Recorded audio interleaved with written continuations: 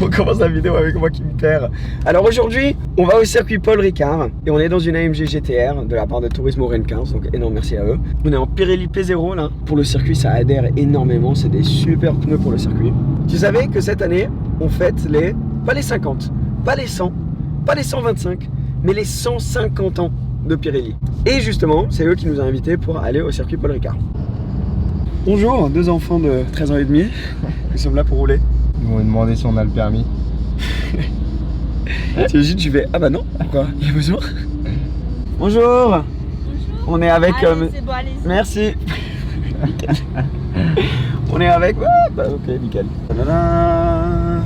On est arrivé. Ouais. On fait des track day ici depuis 2009. On a commencé en 2009, donc ça fait notre 14e saison de track day. Cette année, nous aurons au circuit Paul Ricard pas loin de 20 journées de roulage dans l'année, Ouais. majoritairement en week-end, avec quelques journées privées au milieu. Nous accueillons sur nos journées en moyenne entre 100 et 120 voitures par jour, réparties sur 3 groupes de roulage. Un groupe pour les GT de série, un groupe pour les GT de série un peu plus performantes avec des pilotes expérimentés, et un groupe pour les voitures racing en slick, donc exclusivement des voitures de compétition.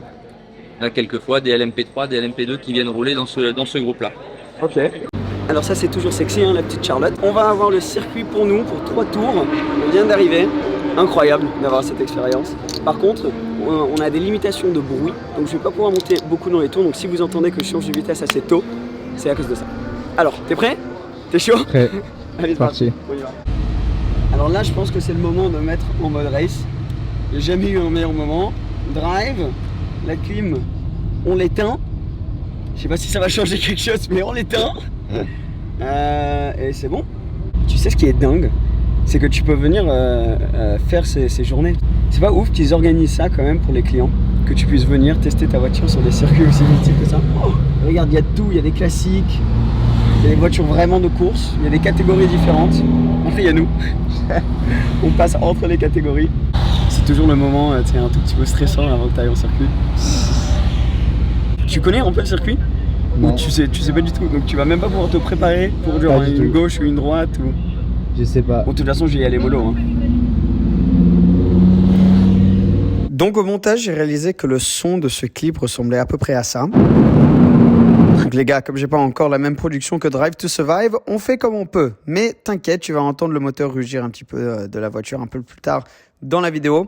Alors j'étais parti là pour quelques tours, j'avais le circuit fermé, 3 tours du circuit fermé comme je l'ai dit juste avant. J'ai pas pu monter énormément dans les tours et de toute façon quand je le faisais, écoute ce que le micro il faisait.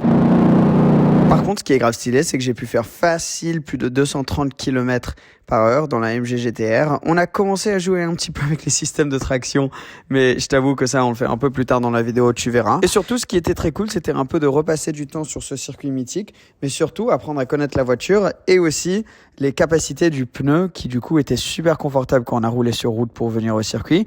Mais ensuite, franchement, ça m'a vraiment choqué. La traction et le dynamisme qu'avait ce pneu et ça me laissait vraiment pousser la voiture, en tout cas jusqu'à ma limite et la voiture il restait de la marge. Tu sais, c'est rare de vraiment pouvoir tester un produit de la manière qu'on a pu tester ce pneu. Donc d'habitude tu entends parler des capacités de pouvoir être bon en daily, bon en circuit, etc. Mais de le voir dans la même journée moi-même, c'était vraiment impressionnant. Je vais pas continuer à vous parler comme ça parce que c'est beaucoup plus cool de vivre le moment en live. Et déjà, regardez un petit peu la tête de Victor. Lui, je crois qu'il a envie de sortir de la voiture là. Mais franchement, c'était incroyable.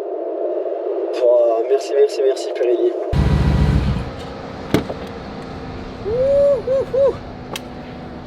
Alors ça, il n'y a pas mieux comme expérience. Franchement. Et je vous avais promis qu'on allait regarder la voiture aussi. De l'extérieur, j'ai enlevé ma Charlotte, c'est un peu mieux.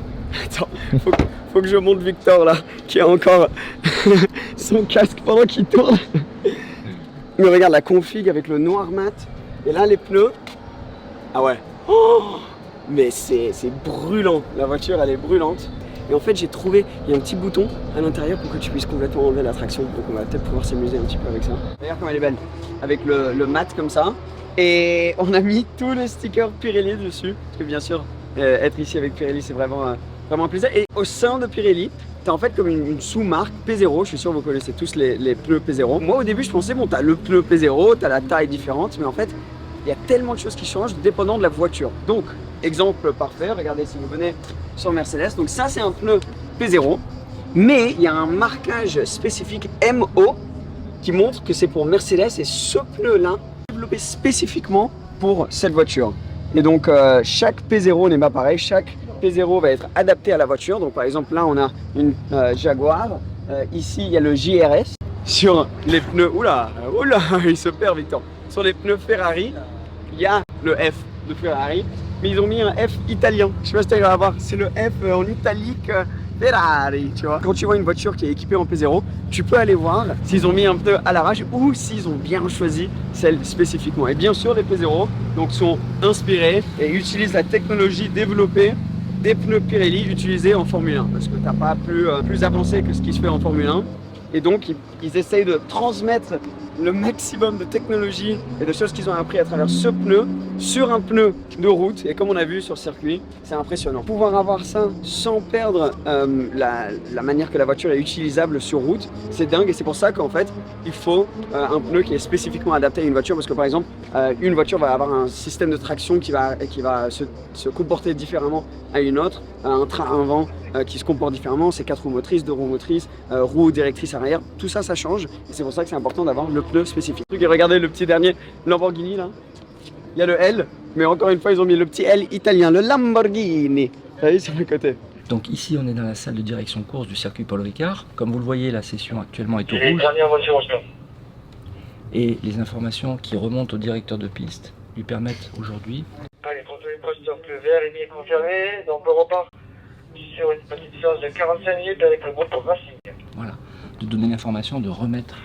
Et donc, depuis ce poste, tout le circuit est sous surveillance, avec 32 caméras haute définition qui permettent de zoomer quelquefois sur des petites pièces perdues par des voitures et globalement surtout de surveiller la situation de chaque virage, de voir les voitures en difficulté. Alors les voitures en difficulté sont signalées par les commissaires qui sont sur la piste, qui doivent être aujourd'hui au nombre de 25 ou 30. Si la situation nécessite un drapeau jaune, un double drapeau jaune, voire un drapeau rouge, c'est ici que l'information arrive.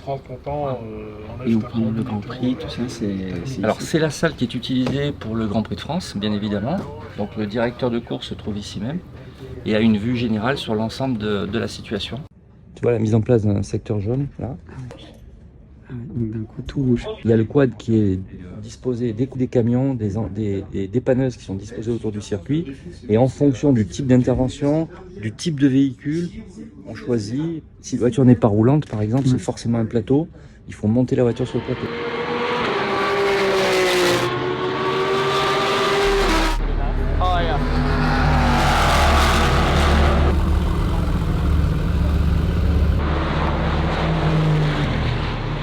Alors, je vais amener mon pote Alex, première fois sur le circuit. Première fois, ouais, c'est ça. Allez, on va voir ta réaction un peu.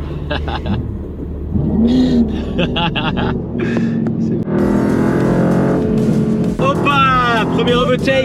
Gauche. Là. Le limbo. Hoppa. Oi. Yes. Woo! Okay, now. See, you accelerate a little bit, and it just wants to go. Yes, buddy. A little bit. Little hey, how are you? Little hey, how are ya? Je pourrais faire ça toute la journée, tous les jours. C'est incroyable. Incroyable. Franchement, la voiture est exceptionnelle. Le plus tu commences à la connaître, le plus elle te communique ce qui est en train de se passer. Et franchement, elle est tellement agréable. Genre, quand tu prends les virages, tu sens qu'elle a envie de glisser un petit peu. Mais elle a beaucoup de traction et ses pneus...